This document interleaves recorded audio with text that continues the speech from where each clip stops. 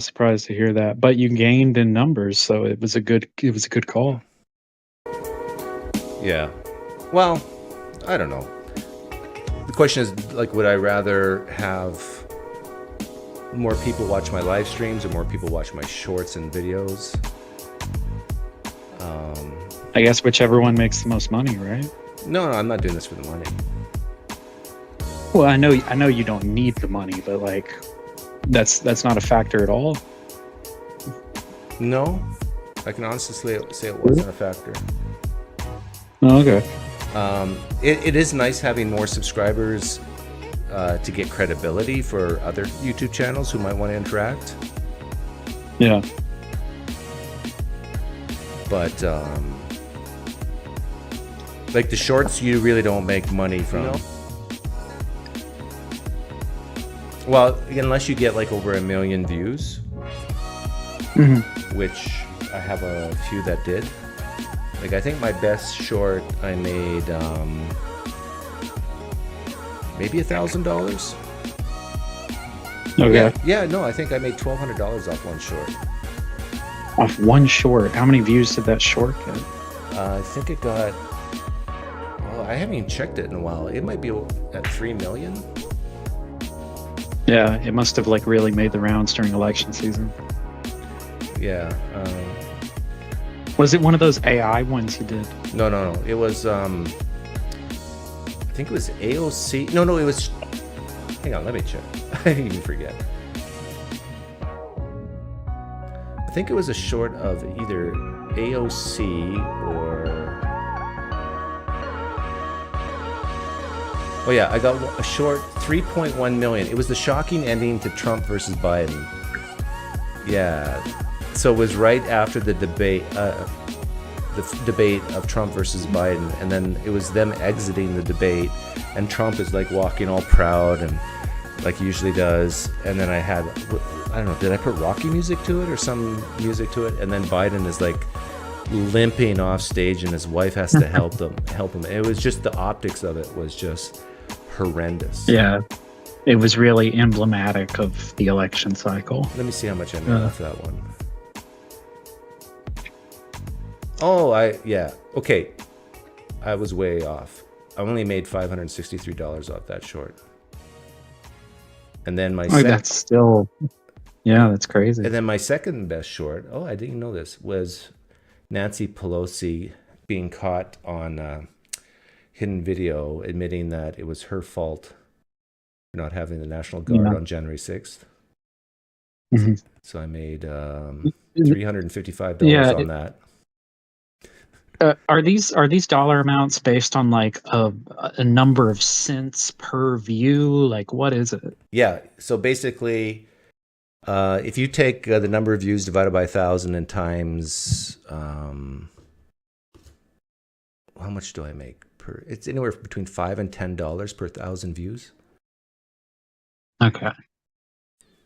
Well, actually, yeah. So it's not based on necessarily per view, but just like if you get 1,000 views, you get a certain amount of money right there. Yeah. Okay. And it depends on watch time as well. Yeah. So, I'm trying to see how much I made per 1,000 views here. It doesn't show me. But yeah, it's not for the money. It's for the fame and the glory. Yeah. Yeah. But you were asking me what do I disagree with Trump on, and I was saying that we're live now, by the way. Not much. And I said Trump he's exceeded my expectations. So there's very few things I disagree with him, even on the Palestinian Gaza thing. I think, hey, it's a radical idea, but it might just work. I know. But let me tell you the things that I do disagree with him on so far. I don't think on the violent protesters on January 6th, I don't think he should have pardoned them. I think their sentence could be commuted, but not pardoned. Commuted meaning shortened? No, meaning that they've already served 4 years. So that's, like, what do you think is the proper punishment for someone hitting a police officer? I think 4 years in Yeah, prison so is that pretty fair.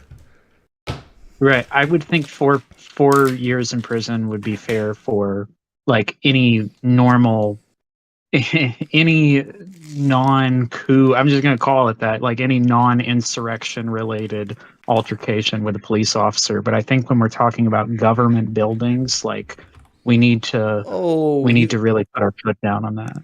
Yeah. okay? See, this is where you and I differ. I actually think private buildings are more important than government buildings. Oh no, yeah. See, I'm not I a get go communist ahead. like you. I'm not a comic. Go ahead. I'm joking. No, Yeah. Yeah. my empathy levels. Let's say, imagine mom and pop restaurant or store or whatever gets vandalized and burned down. Yeah. To me, my empathy levels are higher in that case than if someone smashes the windows at the Capitol. My empathy levels are higher for the owners, yes, but that's not why my sentencing would be different. My Oh yeah, sentencing would be different because I want to create a deterrent against what is something more likely for people to vandalize and try to invade, something like that. yeah. No. I get that. It's like, and I don't get me wrong. I have respect for the history and the traditions of America, and I don't think statues should be brought down and vandalized, and I don't think government buildings should be vandalized. But my natural inclination, my sensitivities are more for the private sector than the public sector. I think it's the private Yeah. sector that makes the country work. It's the private sector. I mean, you need both, but it's Yeah. the money flows from the private sector the to the public sector. But then some people say, well, but it's the public sector that makes the coins and the paper. That's true too. So I get it. Let me ask you: do you remember that black leftist who tried to drive his car through the White House? What year was this? This was when was this actually? It was after January 6th. I remember that because after January 6th, we were wondering if people were going to do something like that again. And there was a guy who at first all of the media was talking about because it was like, oh no, he tried to drive his car onto the White House lawn or something. And there were some kind of guardrails that stopped his car. He like physically wasn't able to move it further. But I remember, because they found out he was black and because he was probably had left-leaning motivations for doing it, the media just kind of all shut up about it. But it was a real thing that happened, and I'm bringing it up because I'm wondering, what do you think? I don't know what that person got sentenced, but I know if it were me, I would give that person a very long sentence. I would give them like 10 years in prison, easy. That sounds What? that sounds fair to me. But I'm trying to find what you're talking about. There's a guy who rented a like a U-Haul that tried to crash into, was it the White House? But Did it happen after 2020? 2021, I mean, the J6? This was 2023. So That sounds too recent. but anyhow, yeah. But do you think it's fair to, let's say you're a January 6th protester who didn't cause violence, but you were there and you actually walked in after the doors were opened by security and just walked around the White House, the Capitol, and then left, didn't do any violence? Yeah, I mean, someone like that, I'm fine with saying like, okay, 4 or 5 years, that's fine. What? It's still severe. Yeah, it needs to be severe because we're trying to send a message saying, hey, do not try this ever again. It's about sending a message. So you're saying that someone who was just, let's say they're a grandpa or a grandma, and they were just following the crowd into the Capitol. 5 years in prison. They did zero violence. They're just following the crowd. They looked around and they left. You're saying they should get 5 years. Well, there's people who are accused of manslaughter who get fewer years. But I don't know. I mean, I'm just saying that we need to send a message in regards to don't try to overthrow an election. Don't try and do that. No. Yeah, I don't view that. I think you can, Do you even if think? you Do you think disagree, that person's motive was to overthrow an election? if they were there with the mob, yeah, that's what they were trying to do. Yeah. Couldn't it? How do you know? Like, couldn't they have gone in saying, "I'm against the new administration coming in, but I don't want to overthrow it. I think the election was stolen, but I don't want to kill anybody. I don't want violence, and I'm just showing my support for Trump." Yeah. When I say, what I mean is they were hoping that Trump's plan were to happen, and Trump's plan was to overturn a federal election. So, yeah, I have no problem with that person if they unlawfully went into the Capitol, giving them a very harsh punishment. But I just want you to know this is not left or right for me. Like, I've been saying stuff like this before January 6th. Like, I've always thought that if you do something like that on state property, we need to send a message to disincentivize people from trying things like that. Okay, let me see how consistent you are on this. There were people who broke into they broke the windows and climbed through the windows, but that's very dangerous because there was actually broken glass all over the place. The vast majority of the protesters went in through the front door after it was unlocked and opened by security. Yeah. So here's my question for you. I believe there should be a gradient of punishment based on, did you assault an officer? Did you break the windows? Those people should get it worse than the people who didn't. This is my question. Yeah. My question is, do you think that the security guards who unlocked those front doors and let the people in should get 4 or 5 years? I don't think so, because I think in the context, if I recall the timeline correctly, they did that because they were overwhelmed. They knew, like, they were at risk if they didn't just let them in. So they should. I would consider giving them a punishment. You're not willing, but we're talking about overthrowing an election here and risking the overturning of a democracy, and they just gave up because they're scared that they'd be overrun. Well, they knew they were outnumbered. Yeah, even though they had the guns. Yeah, well, they had weapons too, but it doesn't matter if you have one gun. There was no weapons found in the Capitol that day by the protesters. What do you mean there was a pipe bomb, like, at the DNC office and RNC office? There were pipe bombs found. Right, but we don't know who put them there. Yeah. But did you hear what I said? There was nobody who entered the Capitol. At least it has not been found that any of the protesters who entered the Capitol that day on January 6th. They didn't know that at the time. Okay, that's what I'm saying. Oh, they didn't know that. Okay. Yeah. But you're saying that someone who just walks in and follows the crowd should get 4 or 5 years in prison, but the people who let them in should get nothing because they were scared. Because they were overwhelmed by the crowd, and they were doing a tactic. It was part of a tactic to, like, okay, we can maneuver them to one room where the politicians are not actually at and make them think they need to go here when that's not really where we're talking about overthrowing the election. Shouldn't they have been thrown to the ground and handcuffed? At least some of them? Well, they physically weren't capable of doing that, so I wish they were armed. Wish they could have, but they were outnumbered. They could just start shooting people. Well, we're talking about an election. We're talking about our democracy. Why couldn't this is important? Why shouldn't they just kill them? I mean, that is what they did eventually. What? No, that is what they eventually. Nobody was killed. They shot Ashley Babbitt because she was trying to go through the door. Yeah, there was one person who was killed. I actually feel very sorry for that one guard who killed her. He might go up against murder charges in the future. Yeah. But I just find that a little inconsistent that on one hand you think this is such a serious thing and there should be a huge deterrence, but you're not willing to cast any blame. Do you really think it's inconsistent though, or can you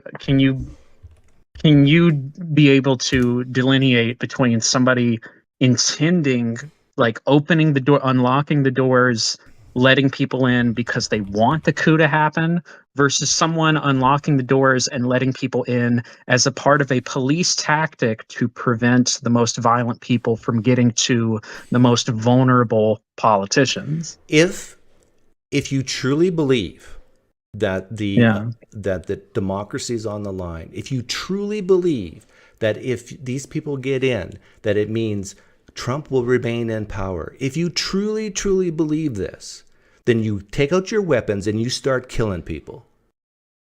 But they didn't truly believe that. They knew that the vast majority of these people were just doing a peaceful protest. And there was like a percentage of them that were very terrible people and they should be put in jail for it. But they knew this. They knew that there was no threat to democracy. They knew there was no threat to and much at all. And so, well, I mean, they underestimated them for sure. That's why the police weren't prepared for what happened that day. Yeah, Nancy Pelosi's fault, right? Wait, why do people always blame Nancy Pelosi for that? Like, I mean, the president has authority over her even. It's not Nancy Pelosi that has authority over the Capitol Police.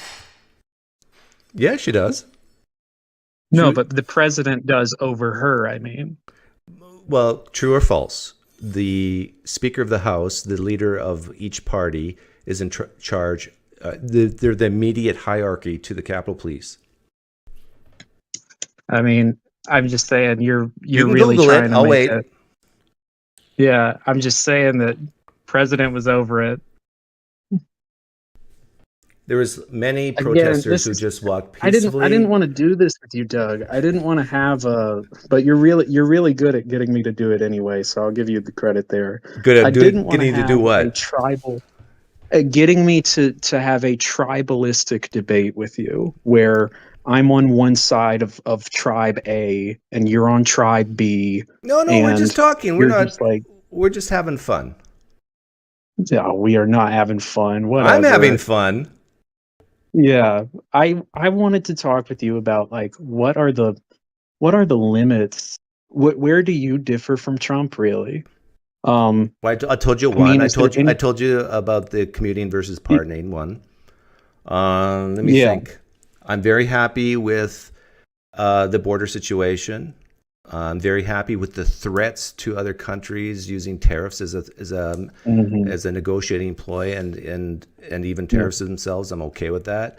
I'm okay with stopping funding for Ukraine. Don't you think I'm okay that to with anybody the Gaza watching plan. your channel? Don't you think that anybody watching your channel, it comes off that you do post hoc rationalizations for anything that Trump does? It's like Trump will do something, and then you will immediately be ready to defend it, no matter how off the wall it is. No, like for example, I'm trying to think of things I disagree with Trump. Like, what's her name? What's her first name? Barbara McMahon. Putting her in charge of the Department of Education, I think it was kind of stupid. Like some of his picks for cabinet members, I think were stupid. But like to me, I think most cabinet picks are kind of a PR position, so I can sort of understand why Trump did it, but I'm against. I just think they were bad picks. I think a lot of the actual work that's being done in the government are not done by the picks themselves. It's the people underneath them. Now, when you call these bad picks, do you think they're bad because like he didn't know how to make a better pick, or do you think he knew he was making? Do you think he knew he was picking someone who they're bad because was not the best for the job? They're bad because, in my opinion, he made the picks for the wrong reasons. Like he made the picks for PR reasons. Yeah. Okay. Which is kind of inconsistent with his. Well, maybe it's not inconsistent. Like he kind of likes triggering people. Like the other, was it on Time Magazine, or he made a tweet that he was king. Like he does that on purpose because he wants people on the left to be and scared and freak out. And I kind of like that. I like kind of watching people freak out for no reason. It shows them. It shows their weakness. Well, can you explain what you mean by that? It's To me, it's like showing the difference between an adult and a child. That someone can say something. Imagine a child being denied something, or they hear something they don't like. They go into a tantrum. They start shaking their fists. They fall on the ground and roll around. And an adult, when a stable adult anyhow, when they hear things that they don't like, they usually say, "Okay, I don't like that, but it is what it is, and as long as you don't punch me in the face or steal my property, I'm okay." But it seems like a lot of people on the left, they're like children. And I actually think A lot of people are like really invested in the news cycle.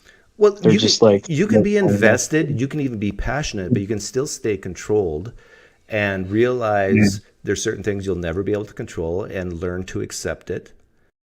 Yeah.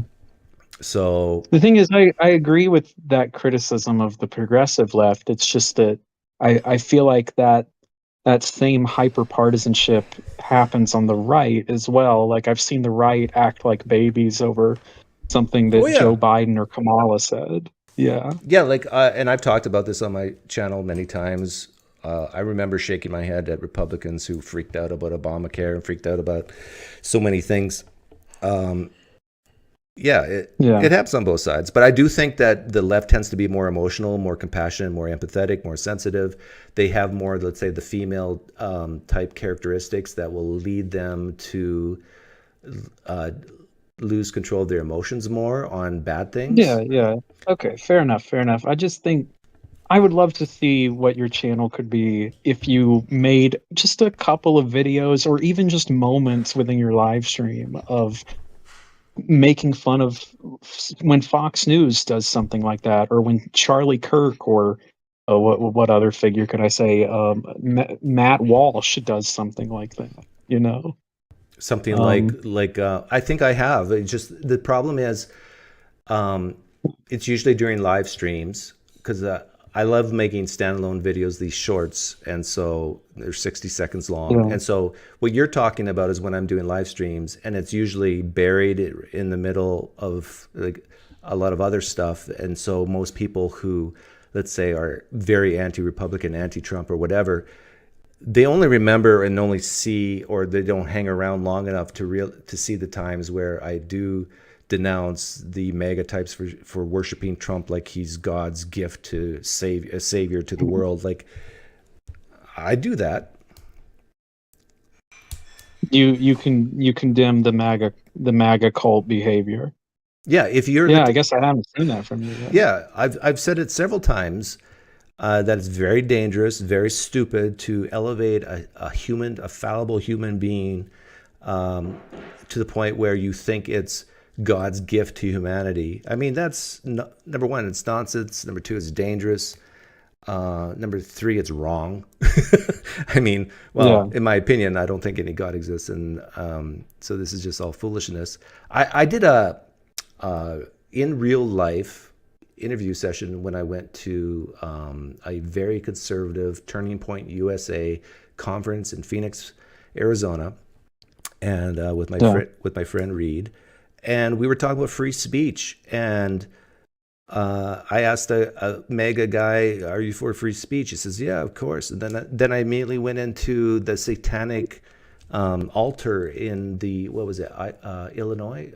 Iowa. Iowa Congress. And he goes, "No, that shouldn't be allowed." I go, "What about free speech?" And he said, "No, we shouldn't be allowing demonic activity in our public discourse." And the guy just went crazy on me. And I just stood there and kind of just, slowly nodded. And to my credit, I'm not trying to brag here, but I really made him look like a fool. I made him look contradictory. But most people won't watch that. And I can see why you would have no problem with that. I can see why you would have no problem with that, though, because that kind of plays into your anti-religious shtick. It conforms with that. I have yet to see anything on your channel. Not to say you don't occasionally, make these remarks about the right wing, but you probably don't have an edited on its own video or a short making fun of the MAGA cult. It's probably not there. That could be true. like Yeah. not a And standalone. I get that, you have a dog in this fight in the sense of you want to see a more conservative America. But hang on, I Um, got to defend myself yeah, a little bit here. For the yeah, last 2 or 3 years, my channel's been mostly political. But prior yeah, to that, my channel was very anti-theism. yeah, Okay, anti-theism, so yeah.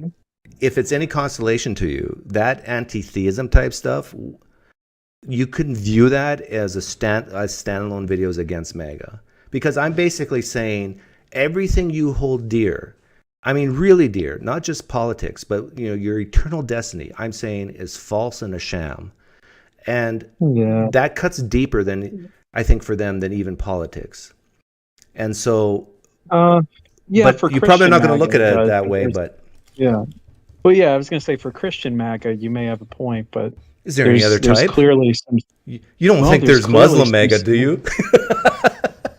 not much, but there's certainly secular MAGA. There is secular Yeah, MAGA. yeah, yeah. I'm just giving you a hard time. Um, yeah.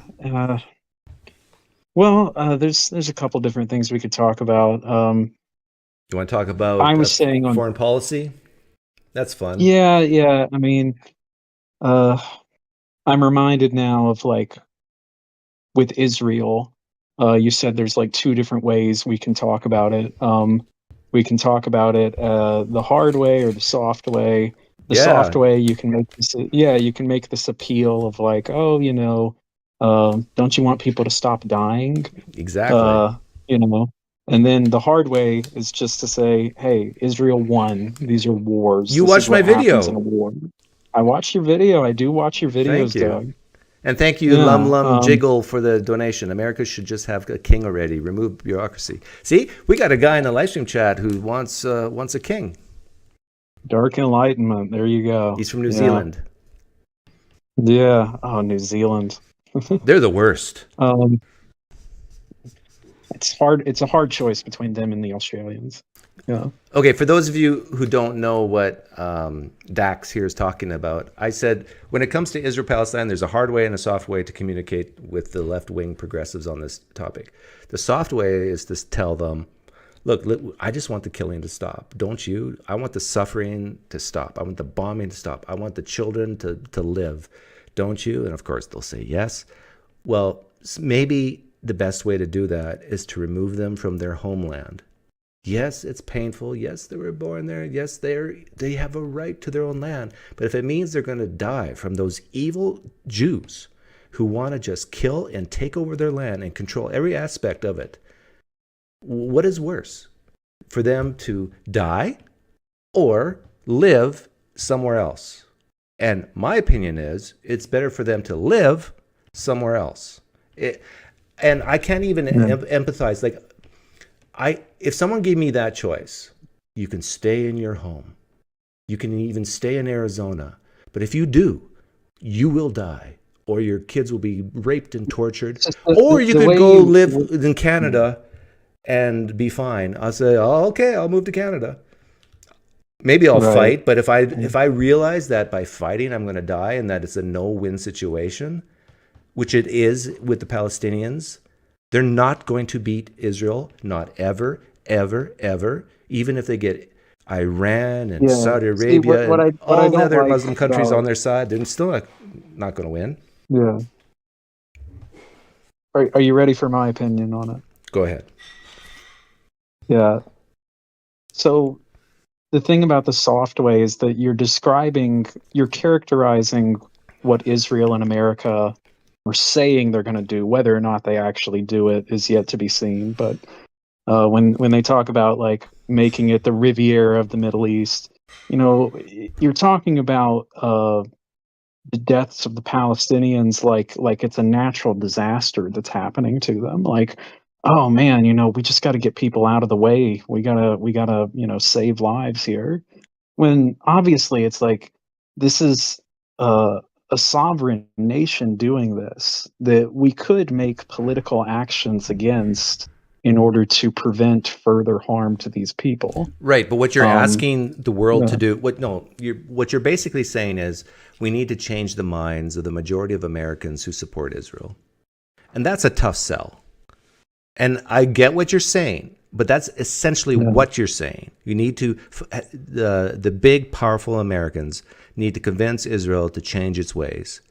Good luck with that. Now, I mean, the election's over. Like, I get that. I don't know if I'm saying there's anything we need to do in regards to convincing Americans, but I think we need to contact.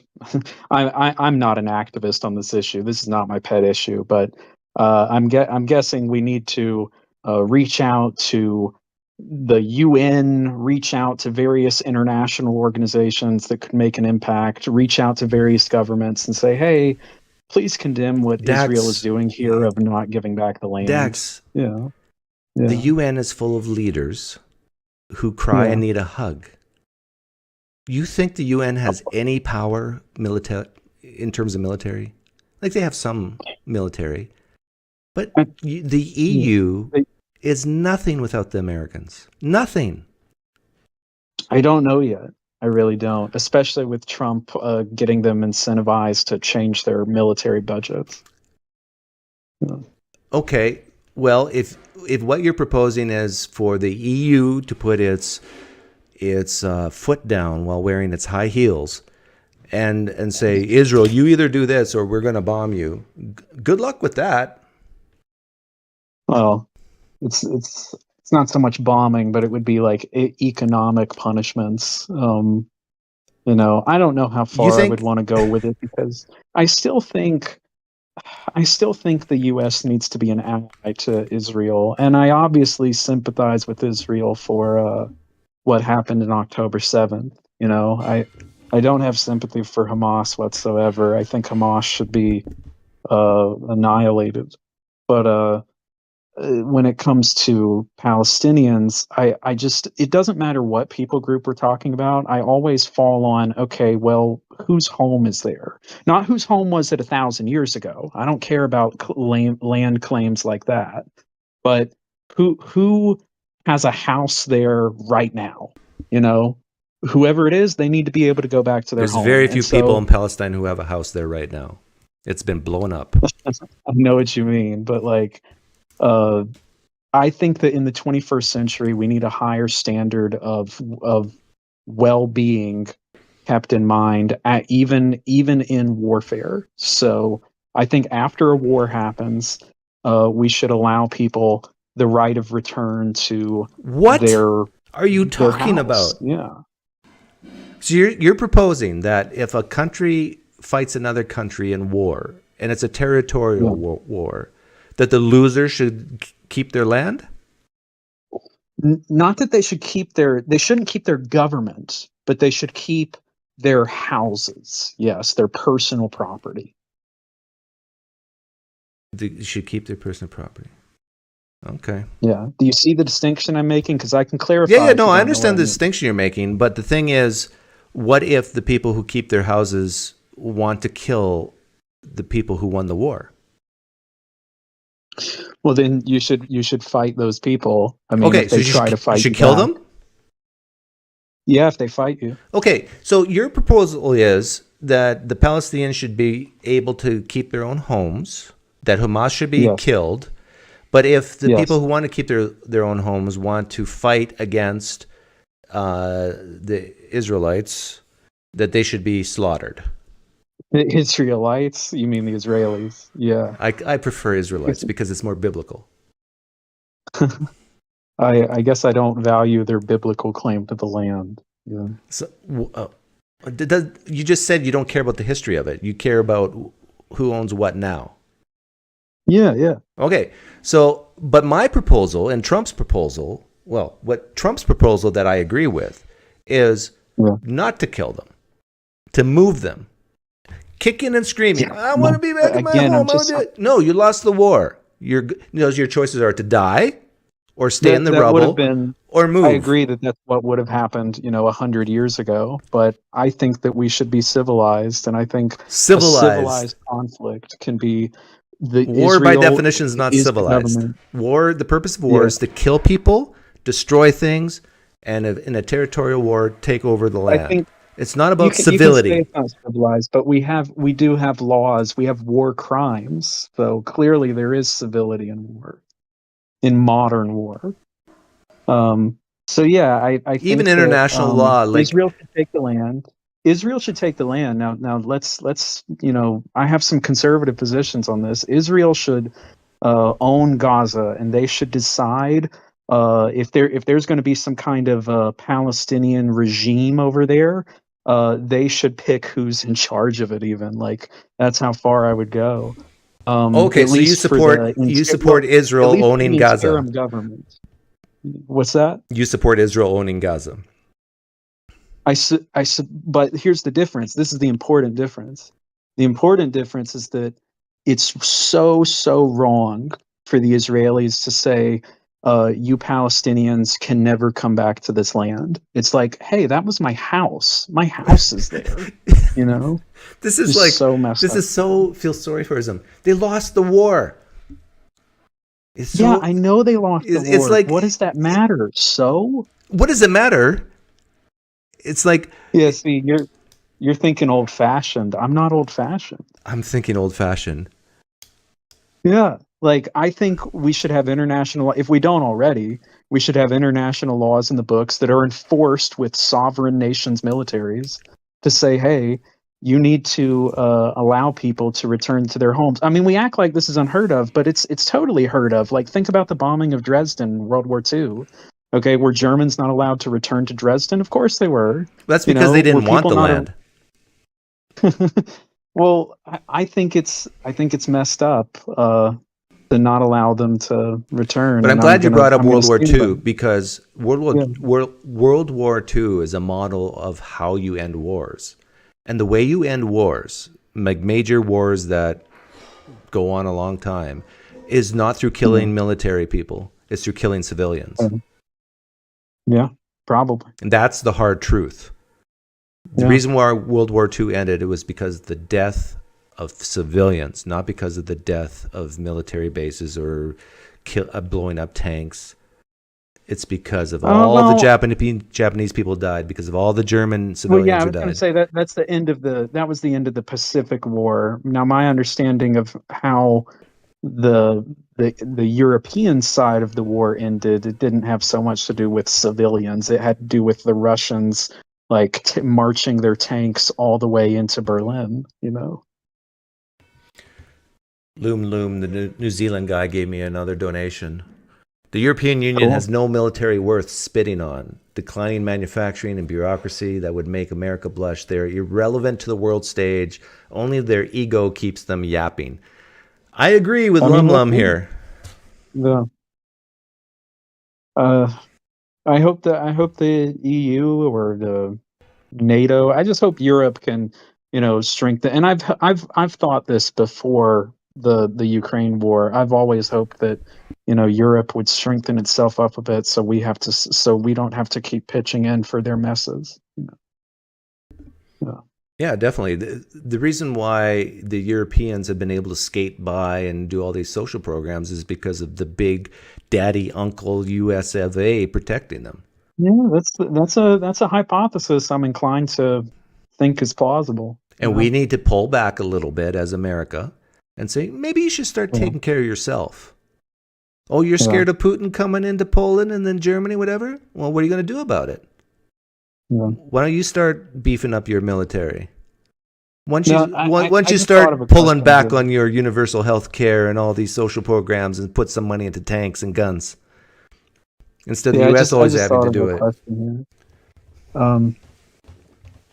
If you, just for the sake of argument, if Palestinians returned to the land and they were done with this war, like they didn't try fighting Israel anymore, they waved the white flag and they just returned to their homes. I mean, you wouldn't have a problem with that, right? I mean, Israel being in Yeah, control of the and land.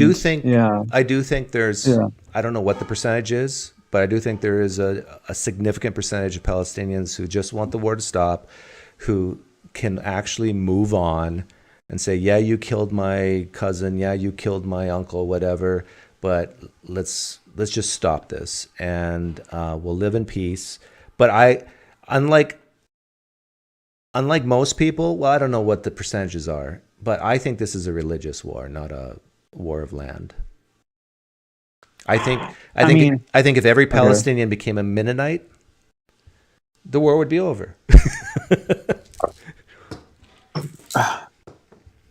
Is it the Mennonites or the Amish or both who like are opposed to even joining the selective Both. service? Yeah, both. Against both. Yeah. If they Hmm. became Christian pacifists, the war would be over because Oh, they would say, "Hey, if you want to kill me, kill me. I'll go to heaven." Well, that's what the Muslims already believe, but the Muslims are different than the Mennonites in that they believe that it is better to die as a martyr, to die as like fighting or hmm. back or whatever. Whereas the Mennonites just says, "Hey, it'd be nice if you let me live, but you don't have to." Yeah. I think with the example you gave of Mennonites, you have a point. But I think that if the example was just, oh, if they were Arab Christians, then the war would be over. I don't agree with that. I think if they were all Arab Christians, I think that there would still be uh, this offense taken by the colonialism that the Zionists engaged in order to establish their nation. Well, yeah, there's definitely a pretty significant percentage of Jews who are just as militant as the militant Muslims, and that's why we have the problem we have. Huh. If I wasn't even making the argument that they were militant. It's just that uh, it was whatever tensions that already existed between Jews and Muslims in the Middle East prior to the Balfour Declaration. It got so much worse after that when you had real colonialists coming in to take up this land for their own people and not for anybody else. colonialist, who's the colonialist here? The Zionists. Really? I mean, I'm not trying to be bombastic here. I think that actually is an accurate description. Like they, they come from Europe and then plant their flag there and say like, hey, we're gonna. I mean, I think it But started off as like buying up their land. ancestors Mm. took over that land 3,000 years ago from the Canaanites. Again, I don't. I And then don't buy one. I don't buy the historicity of that claim. I think they what? were Canaanites, but yeah, yeah. I mean, You don't this is believe the what most Bible? Bible scholars Just believe. because it's in the Bible doesn't mean it's false. Yeah. Well, no, I know that, but I'm just saying that most scholars believe that the Israelites are Canaanites. Like they sort Okay, of so made a new history. that's their homeland then, right? From 2,000, 3,000 years Uh, ago. 3,000. it's their ancestral homeland, Yeah. certainly. But So they should get it's their just that homes I don't back. not the way they did it. No. Yeah. Why not? It's their home. Wouldn't you fight for your home? Yeah, not again, it would be like, how would you feel about Native Americans here, like no matter where they are in the world, like all coming here, planting a flag and saying, "Okay, this isn't America now. This is like our own Well, thing. This if is Navajo Nation or something." I wouldn't like it, Yeah. but I would fight, and then whoever wins gets it. Well, then you see that this is about more than religion, which was ultimately our point, my point. Well, Yeah. religion is and greed, desire for land, whatever, couldn't be the motivation behind it. But what I'm saying is, it will end up with whoever's the strongest will get it. Uh, yeah, and I guess in a civilized 21st century, I want to resolve disputes in better ways than just might makes right. Well, okay, where do you live right now? You don't have to give me an exact location, but where do you live? In the U.S., right? What does that have to do with it? Please make your point without that, please. My point is, well, I need to know if you're an American or not. I'm in America. Okay, Yeah, odds are you live on tribal land right now. of course.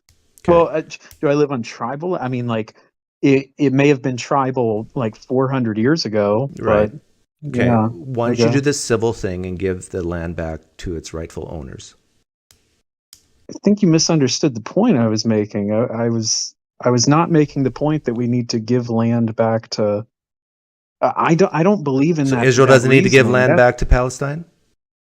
No, they don't. Okay. I'm saying that no, they don't. I wasn't. See, again, that was you misunderstanding me, and that's okay. I may not have communicated clearly, but I thought you I was said making the Palestinians argument. have a right to their own home or something like that, and we should do in a civil Yeah, way. We should yeah. give it And back when to I them. said their own home, yeah, yeah. When I said they have a right to their home, I'm talking about like literally the personal property on the land right now.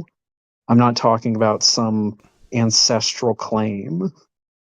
Well, okay, right now their home in a lot of cases have been blown up to smithereens. Okay, but some So now haven't. we're just talking about the land. Yeah, I'm saying that they should have a right to.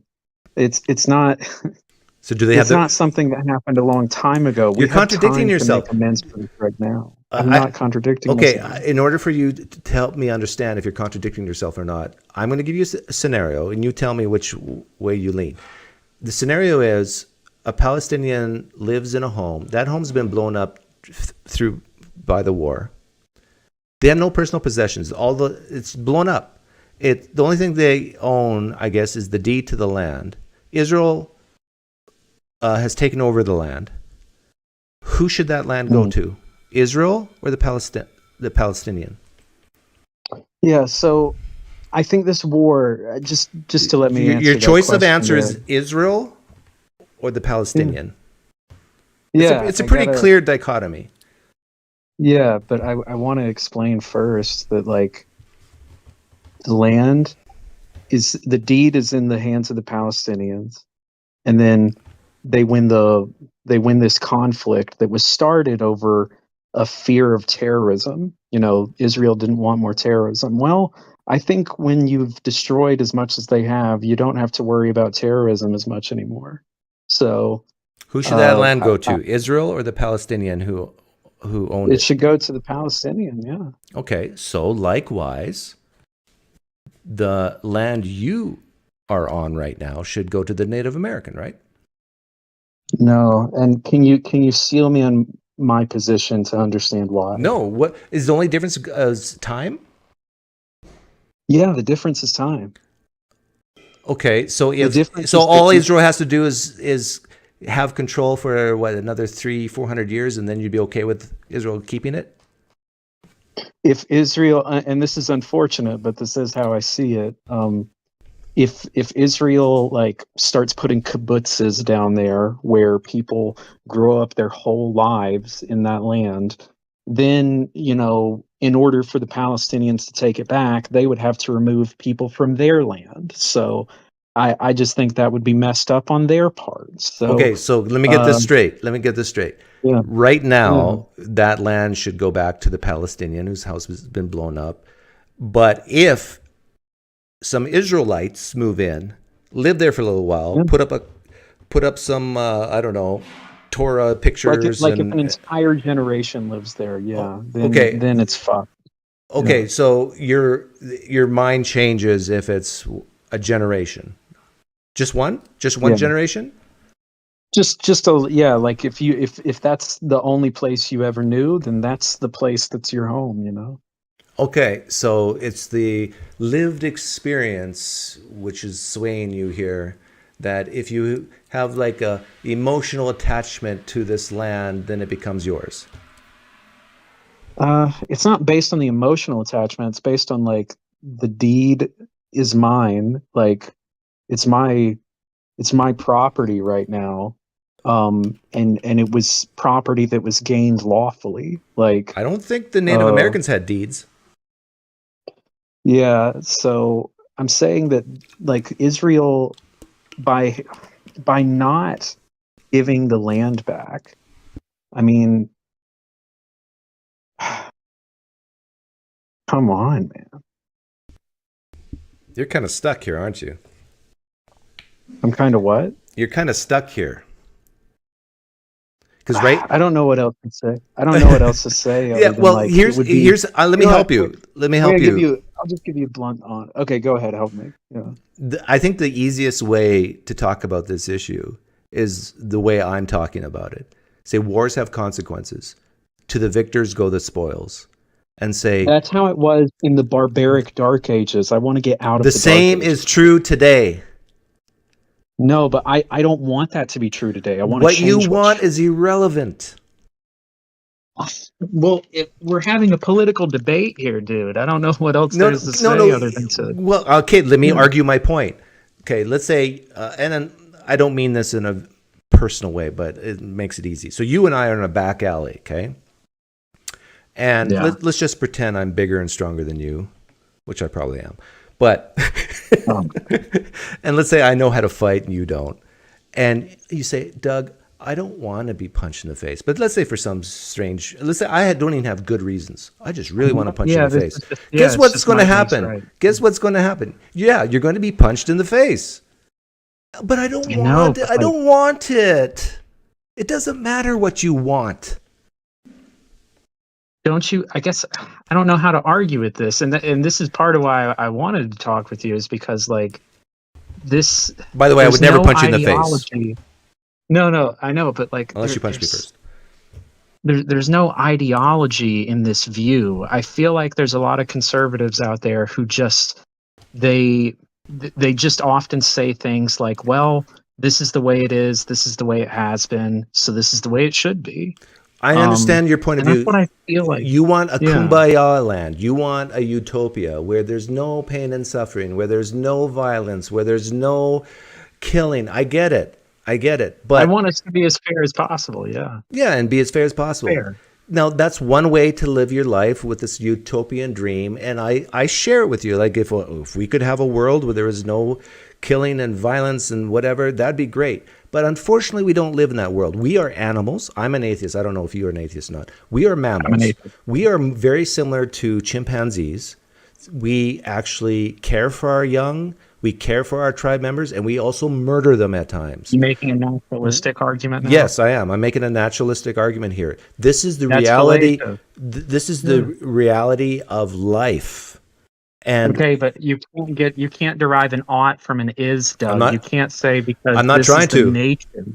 I'm saying it sounds like I'm saying this is this is the way it is, and I'll even concede to you. Should it be a different way? Ought we act differently? Yes. Should we make attempts to act differently? Yes. Should we use diplomacy as much as possible? I haven't been hearing attempts to act differently from you. I've been hearing you defend acting the way that we naturally do. Okay. Yeah, I am. And when we started this conversation, we were talking about Trump and the idea of moving people. This is a way to get rid of that is. And of death and destruction, and you know that's not the only way that we can do it. Okay, what's your proposal? Yeah, so another proposal would be what I said, which is Israel can decide the government of Gaza because they won the war. That's fair. But then at the same time, the people that lived on the land have a right to go back to it. Okay, isn't that what's been happening in the last few decades? No, Israel said you're not allowed to go back. What do you mean? There's been Palestinians living there for the last 50 years. No, I'm talking about the past. What are you talking about? I'm talking about past wars. Israel fights and the Palestinians stay there. Then there's a conflict. Israel fights, demolishes them, and the Palestinians stay there. And then a few years go by. I'm really not familiar enough with the history to be sure that that's a good portrayal, but I know that that's how we feel now. Like that is kind of how we feel the history's been going, but I don't know how. Feel how the history's been going? Well, yeah, because I'm not going to pretend that Do you concede there's been problems for the last 60, 70, 80 years between Israel and Palestine? I mean, I don't even have to answer that. Of course, right? And some of those problems has been war back and forth, yes? I don't even have to answer that. Of course, it's rhetorical. And what you're proposing, what I'm hearing, is basically status quo. Let's just keep trying. Well, no, I think that, again, if they, like I said, if they want to try and go to war with you, then fight them again, I'm sorry. It's like But it's if just but it's just mean. It's just mean, Doug. And I know, you're gonna get a big grin when you hear that one, but I don't want to be mean to people, Okay. You don't want to be mean to Mm. people. I don't want to be mean. And I want to foster political relations that are not mean unless Sometimes they have to. sometimes in the real world you do have to be mean to people. Yeah, I don't think it's necessary in this case. I think it's really only necessary when you have to defend yourself. Yeah, which is what Israel is saying they're doing. They did, but it's an analogy. I was having a conversation with somebody once about how sometimes when you stand up for yourself, you can come off as the jerk. And I was having this talk with somebody of where is the line? Like how can I effectively stand up for myself, and also not come off as a huge jerk?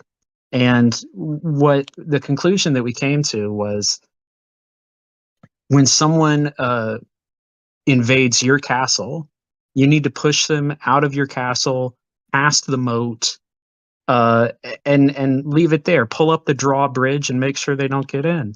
But what you don't do is trudge all the way into their castle in order to stand up for your castle. That's being mean, and that's not necessary. Right, and you're describing what Hamas did, right? I'm describing. Well, I was really speaking generally. We can tie it back to the Israel thing now, Because that's what we're talking about: Israel and Hamas and Palestine. Yeah, what I'm talking about is that you're making me tired. So now I don't even know. You want to talk about something else? God. Well, no, I want to finish that point. Okay, finish it. Well, yeah, I'm just thinking about how Israel. What I was talking about with that analogy was Israel defended their land by making Gaza infrastructurally bankrupt. Yep. So the infrastructure there, it's not really possible to have 40,000 Hamas soldiers in these tunnels intricately planning attacks. A thing like October 7th could never happen again with what they've done now. Right.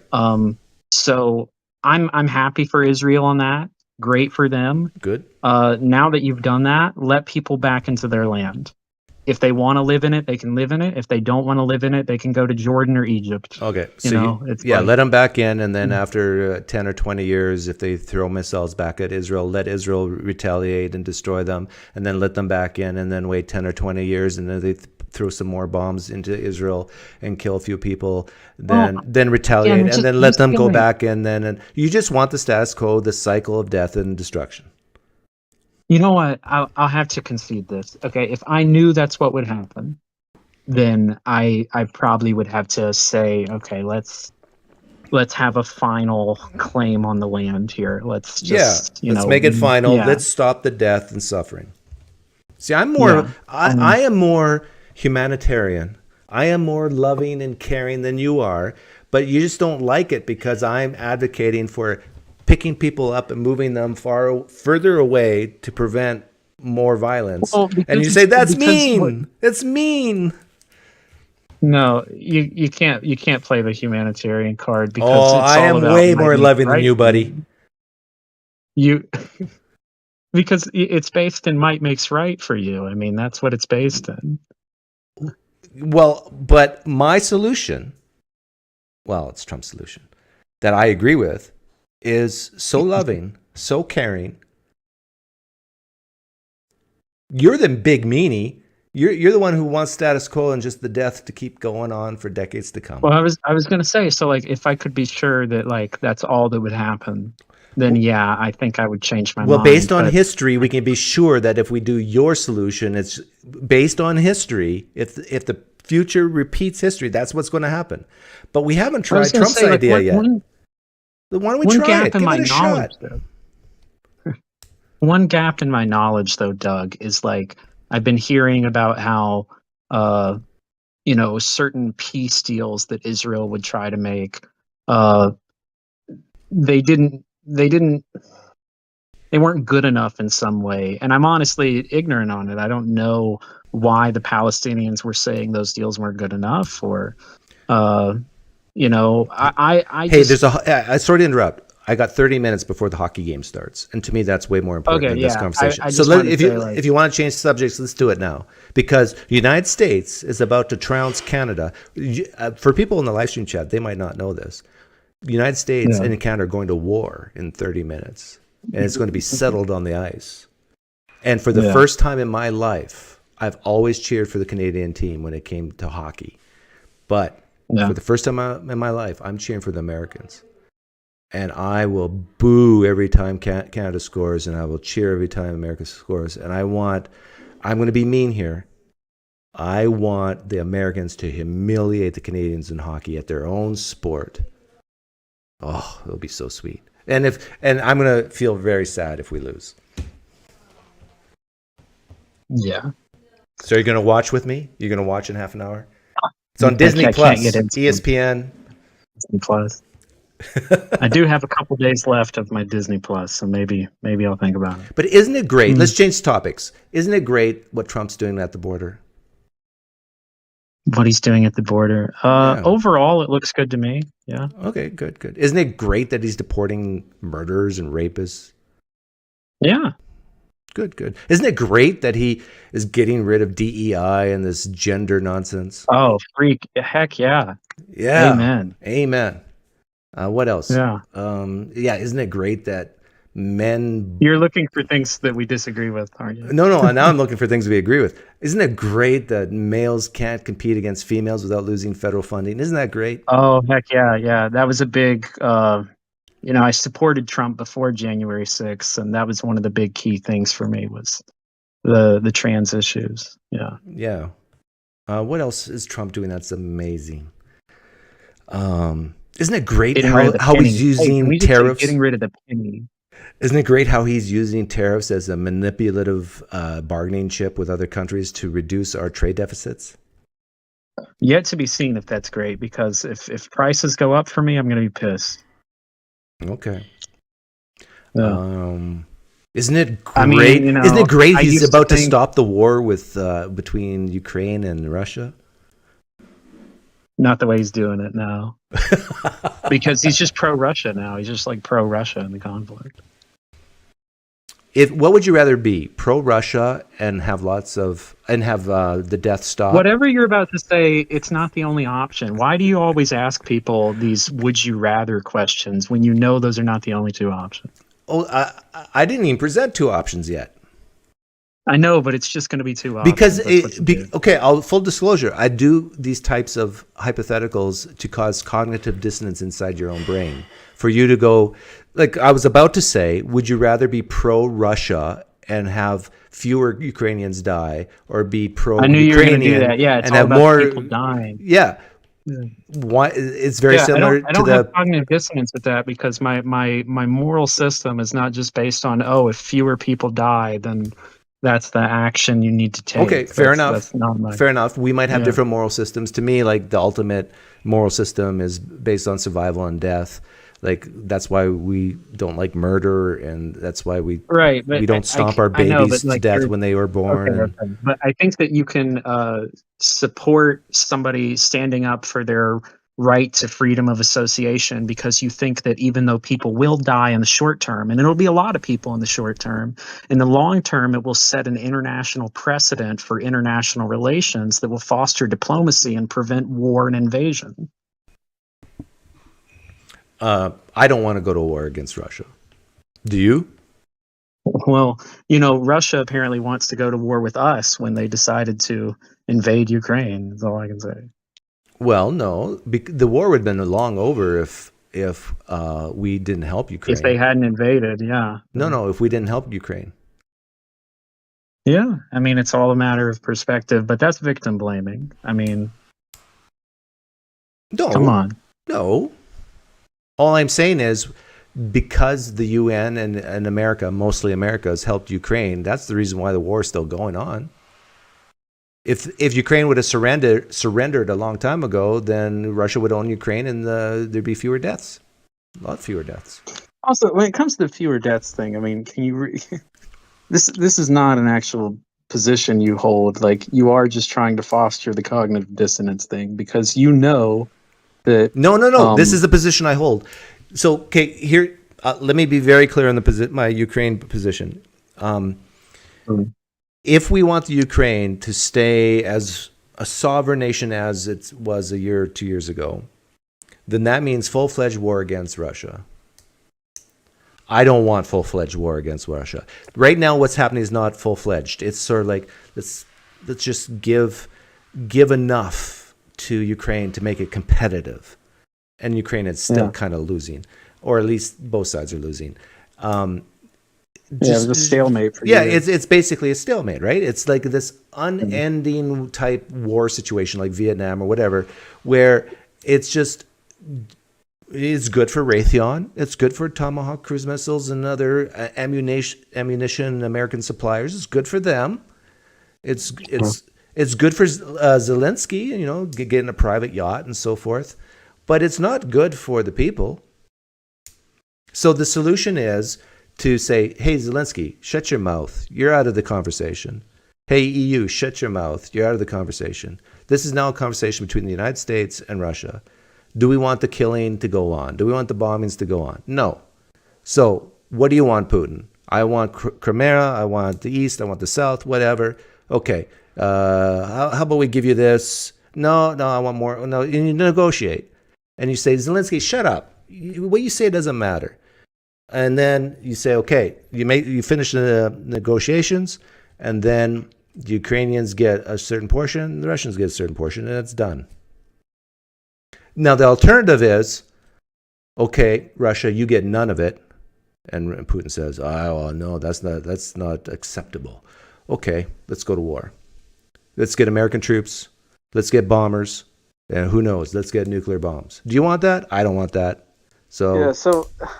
Yeah, but there's so many assumptions in what could happen there. I mean, I think that if we had just kept throwing money at Ukraine, we could have eventually exhausted Russia. Let's just throw the American taxpayer money at Ukraine and for another 100 years. Is there? Yeah, so like helping people keep their sovereign nation that they wanted to live under. Is that such a bad thing to put tax money towards? Yes. If it's not in the interest of the United States. Some Michael G in the live stream chat just asked about if Russia did this to Alaska. It's completely different. Americans care about Alaska. Americans don't care about Ukraine. That's the difference. Well, when I say don't care, I mean it's all on a relative basis. But when it's your own country, your own sovereign nation attack, of course you're going to care about it more than if it's a different country. But Doug, you ought to care about other countries just as much as your own. That's BS. That's not reality. I don't think that's reality, but I think that I started to care about the Ukraine side. At first I didn't, but I started to care about it when I considered it's a European country, and so what happens if Russia gets Ukraine? Are they gonna eventually feel emboldened to make other land grabs? That's the argument. I get that argument. I get it. Okay, where does it stop, Doug? If you give Russia an inch, they'll take a mile. My opinion is Putin is not going to take a mile. And even if he does, there will come a point where I agree with you, the Americans and the EU, even the Americans will say, okay, that's enough. And they're going to put their foot down. And then it's going to be World War III. But and it would be, and whose fault would it be? Whose fault would it be? Putin's. Yeah, whose fault would it be for World War III there? Putin's. There we go. Yeah. But I don't want World War III, and I don't think most normal human beings don't. And so if you can appease your enemy and give them land you really don't care about that much, like the southern eastern part of Ukraine, then do it. Well, but that's me, Doug. That's their land. I mean, okay, only if it can be put to a vote and they want to live there. If they want to live there, then go ahead. But Who's Otherwise, they? I think Russia is one of those countries that needs to learn a lesson that a lot of countries have already learned a long time ago, which is you can't always get what you want by banging your fists on the table and saying it's mine. Like, you know, I think that if we look back at Russian history, like the way that they treated their Eastern Bloc neighbors, They used to own them. is responsible for how they it's responsible for why those Eastern Bloc neighbors ended up joining NATO. You know, um, this idea that like NATO was just like, I don't know, coercing them into an alliance. You you can't just easily coerce these countries into alliances if there hasn't been just a history of Russia treating them like garbage. I'm not sure if you're making any point against what I said, but What reiterate to me what your point was. my point is that we do not want World War III. We don't want to go into a Right. full-fledged war against Russia. So then you have to Yeah. concede something to the Russians. What are we going to concede? Probably Crimea and maybe southeastern Ukraine. I would concede Crimea. Crimea was something 10 years ago. Yeah, give them Crimea. Crimea's theirs. Oh, Yeah. okay. Got a point of agreement. And Yeah. I think if I don't know what would happen if we Give them actually Luhansk and Donetsk. Those are like little crappy pseudo republics that tried to be independent anyway. So give Luhansk and Donetsk to Russia. I don't care. and if we were to pull the Ukrainians and have an election Yeah. in the Ukraine, my guess Yeah. is Zelensky would be out. My guess is Ukraine would say, let's stop the war and give the Russians a part of Ukraine. And Yeah, let's that's finish not my this. impression. I mean, but then again, I haven't looked into Well, we it. don't Maybe know you because more than me. they haven't had an election in what 6 years, and we don't know because I mean, can Wait, you really now give them trust? the facts on that, Doug. Yes, they haven't had an election in 6 years, but it was a 5-year term anyway. He was only going to be running for election again last year. So give him the And he context. didn't. Yeah, All those fears about it's Trump normal. are what Zelensky's doing. Yeah, okay, Martial but law, please no understand. elections, in power a year after his term expired. Please understand that I think even under U.S. law, if we had a ground scale invasion on our country, the president could enact martial law and we wouldn't have elections during that time. That's normal. That's normal. Yeah. Well, I wouldn't say it's normal. I wouldn't say it's unprecedented, but I wouldn't say it's normal. Yeah. Now, whether or not it's good, I'm not so sure on that. Like, I think maybe you should have elections during wartime, but I can also see the argument for why you shouldn't because it's so unstable, especially when you think about America. I mean, imagine with how hyperpolarized we are if we had an election during a war. Oh my gosh. It'd be a total 180 of everything we do. Would you in the war. support this? Would you support a neutral country like Switzerland is always typically neutral, right? Have Switzerland go into Ukraine, have a ceasefire first so they don't kill the Swiss, and say, okay, we're going to hold elections and we're going to have like certain questions like, are you willing to concede land to Russia, to Putin, and then maybe propose certain areas? Do you want Zelensky to still represent the Ukrainian people? Questions like that. And then run a poll, a real poll done by an external independent third country. You'd support that, right? I guess I don't see why not. Okay. Yeah, I think that should be done. As far as I know, that hasn't been done. Yeah. But maybe. I mean, the same thing could be said about Putin. Like he gets these 80% elections where he wins 80% of the vote. I mean. Yeah, exactly. Yeah. You don't trust that, do you? And that for the same Well, reason I don't trust I was gonna Zelensky. say, well, not for the same reason, no. So like Zelensky is doing a thing that is not unprecedented at all for nations that are invaded to do. But are you under the impression Zelensky is this guy that No, we can not trust? a puppy. Okay. But this is what I'm saying. It's my understanding that Ukraine's election when they elected Zelensky allowed UN election officials to go in and observe it to see if it's legit. That cannot be said about Putin. Putin did not allow that for his elections. Never has. Yeah. Well, we got problems with our own elections too. Well, yeah, but I'm saying we would allow international figures to come and observe our elections for legitimacy. Yeah. Yeah. So it sounds like we're agreed that that's a good idea. And then let the Ukrainian people decide. And if the Ukrainian people decide that they want to keep fighting the Russians, then you could put on the questionnaire, like, are you willing to keep fighting if the U.S. doesn't help you? Like, that would be a great question.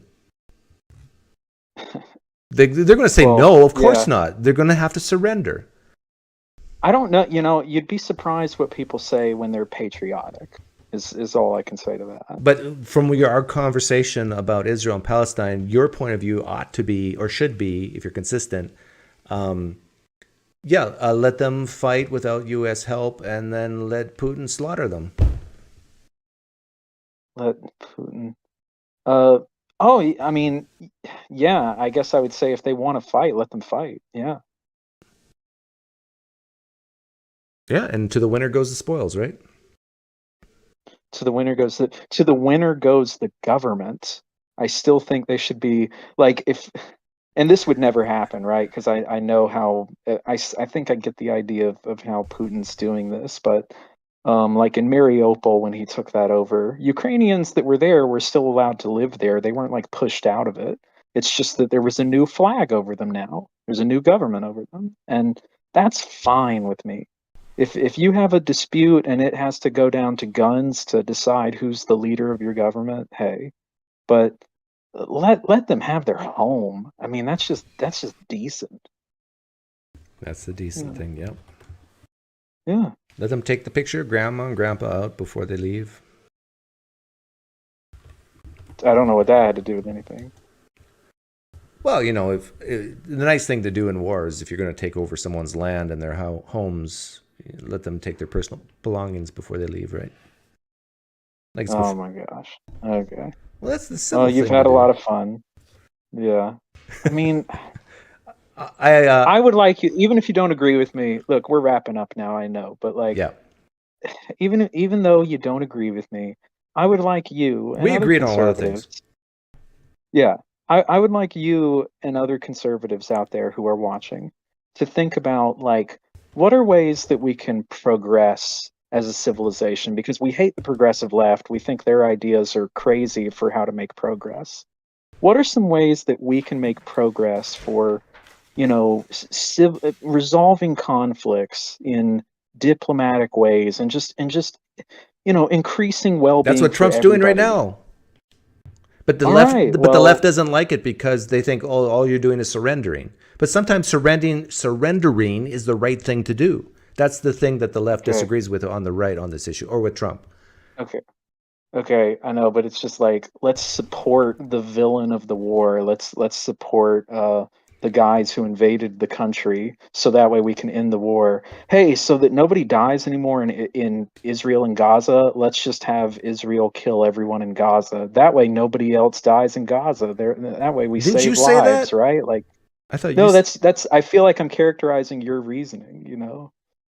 No, my argument was to try to save lives. You save lives by surrendering in Ukraine, and you save lives by transporting Palestinians out of their homes into a place far, far away. So in both scenarios, I'm for the saving of lives. Yeah, but you don't like it because it's you're taking them out of their home and they love that bathroom. The way that you even get into that position in the first place is by supporting what Russia did and what Israel did. No, that's unfair. Yeah. I can say that what Putin did was not good and still at the same time say it's okay to surrender to him if it means saving lives. And if it means there's no military boots on the ground and like another endless war for another 10, 20 years. Yeah, I can hold both positions. Fine. Okay, I got to let you go. Yeah. Okay, I know. Yeah, you can hold both positions. Yeah. All right. And just to finish up, can I say one last thing? Okay, I'll give you the last word, and then I'm going to let Daniel in. Yeah. All right, just conservatives, any conservatives that are out there listening, I just encourage you to think about ways to advance society rather than just keeping a status quo of the way we've done things for hundreds of years. Please, you don't have to agree with leftists. Just come up with ideas on your own. I'm totally open. Yeah. All right. Okay, thanks. See ya. Thanks for inviting me. Danielle. You're going down, trader. No. You're going down. We're gonna beat your butt. You're gonna choke on your Tim Hortons coffee. I'm assuming you're talking about hockey. Yeah, obviously. Where are you from? I'm from Canada. Well, where in Canada? Well, everybody's from the same place in Canada. It's Ontario. Oh, there's an elitist attitude. Yeah, I think I am probably an elitist. I think I would probably describe myself that way. What do you think the final score is going to be? I don't know. I don't get into that. I'm not that deep into it. I know that I should be, but I'm not like gonna be predicting scores and things like that. But I think this is the best way to resolve conflict through sports. Yeah. What did you think about the 3 fights? I think we won 2 of the 3. I felt like it was more like 1-1 and 1. One of them was tied. We won 1. Well, that's what a loser would say. Sure. Maybe I'm just being honest more so. For those of you who came late and don't know what we're talking about. We won all 3 there. That's more fair. For those who came late and don't know what we're talking about, Canada is going to play the United States in an international hockey competition, a tournament, in the finals. It starts in 8 minutes. It's on Disney Plus, ESPN, and if America wins against Canada, Canada becomes our 51st state. Do you want to be an American like me, and do you want to be valuable in the world, or do you want to remain Canadian? Oh, I absolutely want to remain Canadian. Yeah, we all do. Why? What do you have against Canada becoming the 51st state?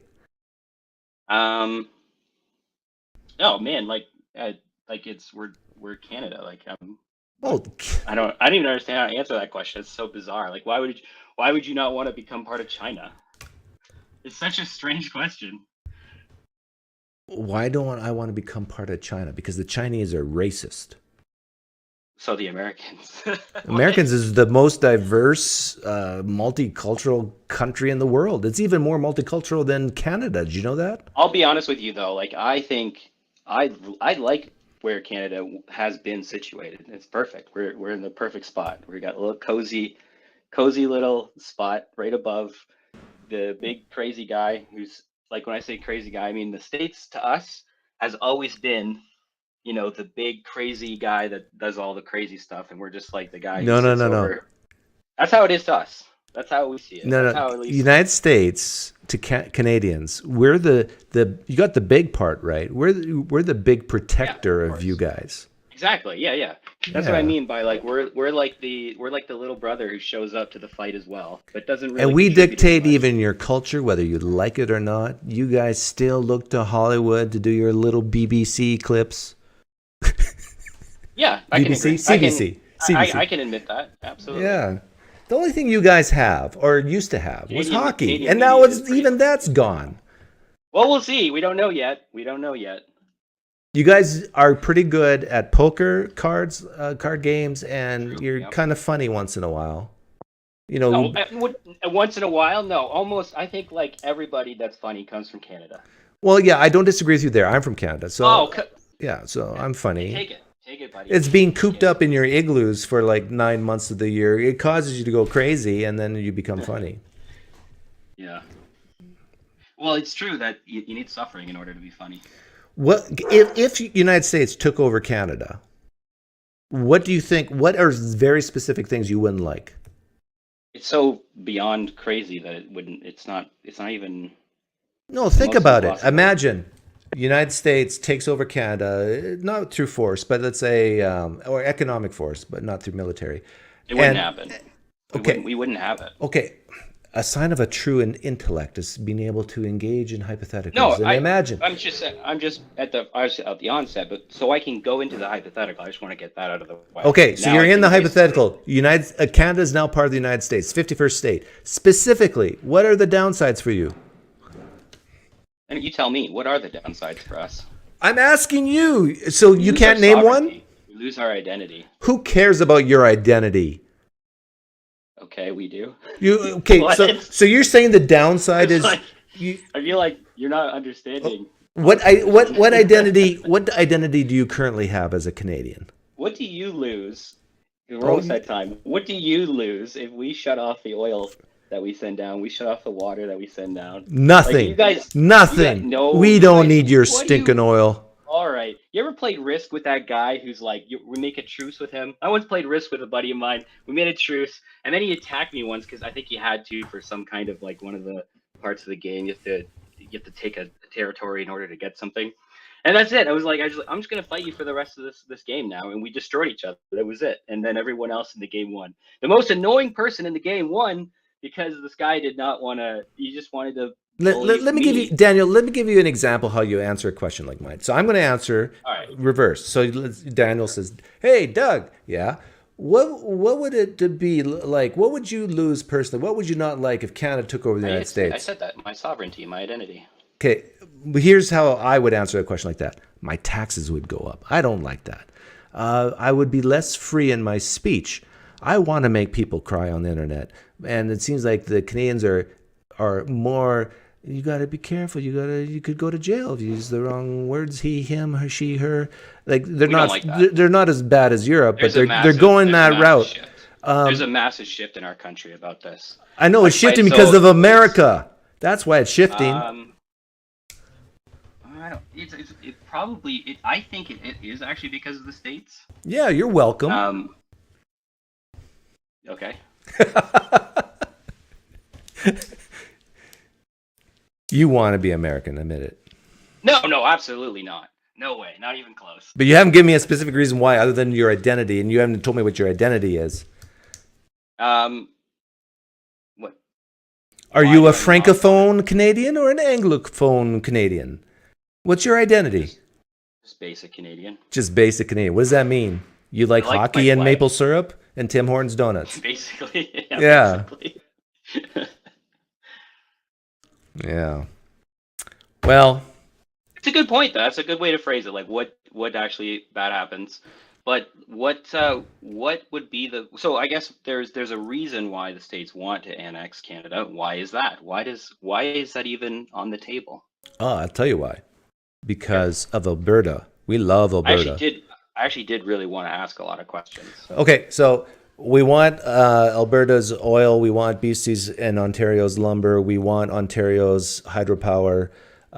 We want Saskatchewan's potash and uranium. This is where I'll be honest with you. This is where I get confused because earlier I said, "What happens if we shut off our oil and the water from the Canada to you?" And you're like, "It's no big deal." Hey, no. But now you're saying you want Canada. I'm saying it's nice to have, but we don't need it. It's nice to have, but we don't need it. I believe the United States has the most oil reserves as any country in the world. I could be wrong. That we could be number 2 to Saudi Arabia. But I remember learning that most oil is imported from Canada. That the states. Canada's biggest export is oil to the United States, but I biggest import to United States. Yeah. Like the biggest import for United States. I understand, but if Canada were to decide tomorrow, if Canada was to decide tomorrow, no more oil for you. No, it would screw us up too, for sure. But that's the other thing is we've been opening up. I don't know. I think I've heard about we're opening up new routes now to like different parts of the world. So we're like, I don't know. In a sense, it's like. Well, I'm surprised Trudeau even allows you guys to pump any oil with climate change. Trudeau's he's out, buddy. He's out. Yeah, and it's probably going to be that conservative guy, Poilievre. What's his name? Well, it'll be Carney.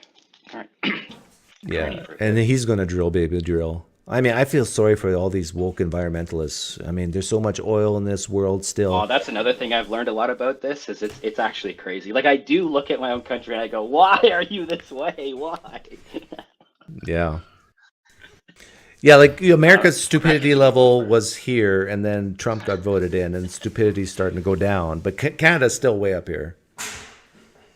All right, I got real quick question before you probably want to get going, but Yeah, I'll check the you game. said this you said this about the tariffs. Yeah, I got it playing already. You said this about tariffs that you're happy with what Trump's been doing. Your arm is sore from jerking him off so much. But I want to know, are you in favor? Would you be in favor of 25% global, like fully tariffs for the next 4 years? Would you be like, yeah, that's a great idea?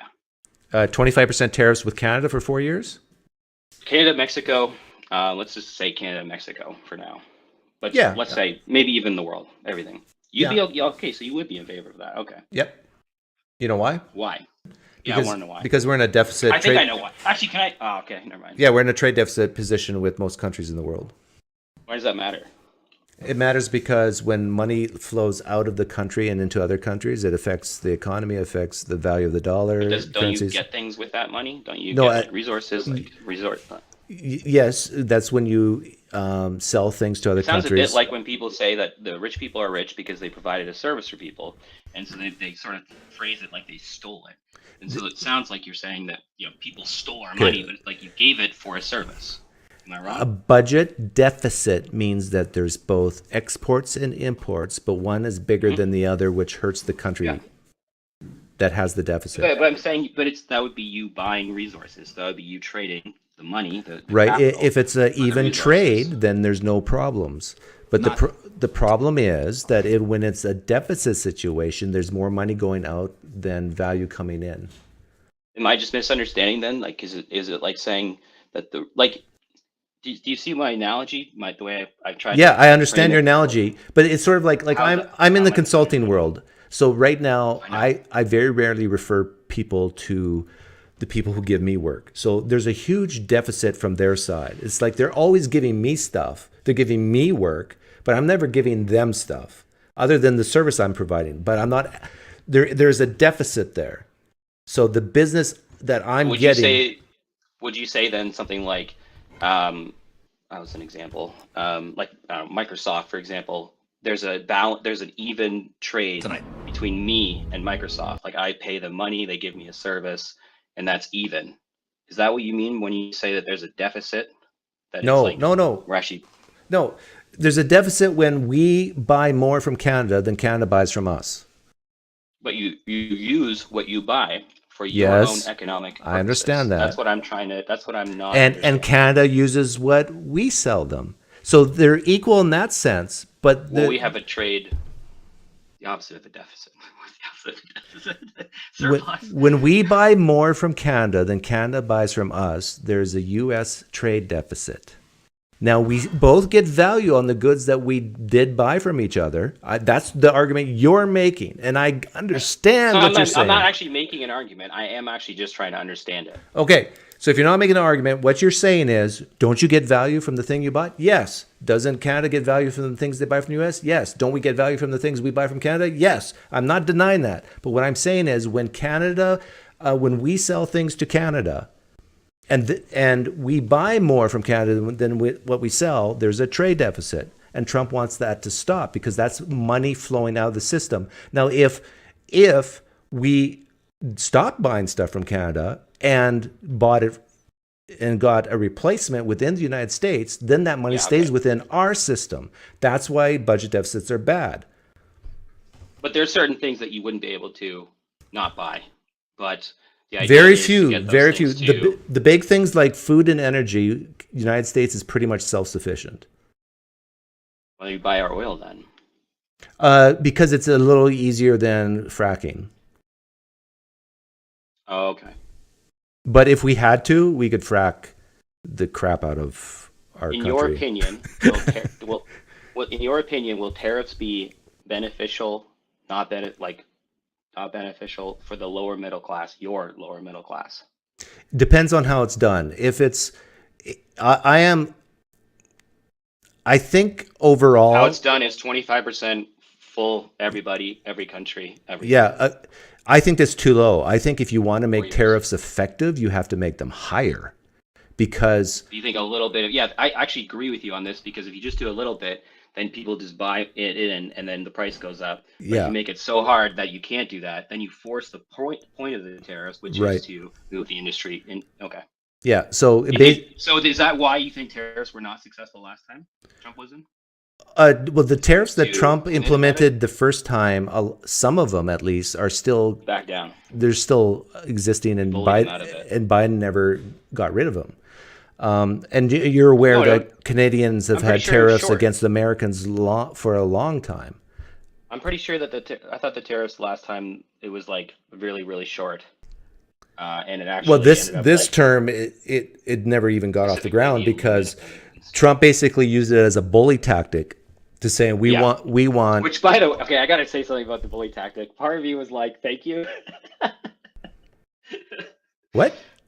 Well, part of me was like a little bit like, "Thank you." Like it kind of forced Canadians to be a little bit more nationalistic, right? Yeah, you're Patriotic. welcome. That's In why I fact, said. tonight's I wanted to game. say, to be honest with you, I wanted to say, yeah, like a little bit of me was like, "Thank you."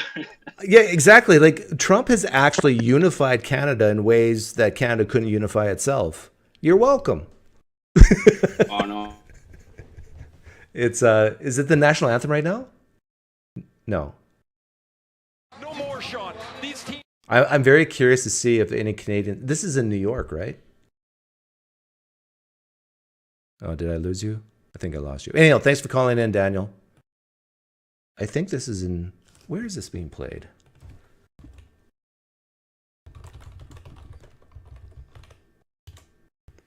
Boston, yeah. Boston Garden.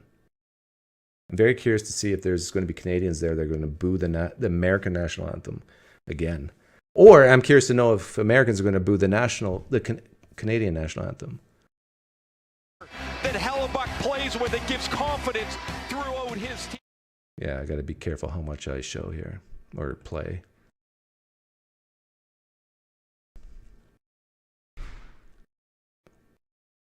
Anyhow, cheer hard tonight, guys. Even if you're not a hockey player, watch the game. I think you'll like it. Thanks for hanging out. And I'm not sure when I'll be back. Probably sooner rather than later. Poof.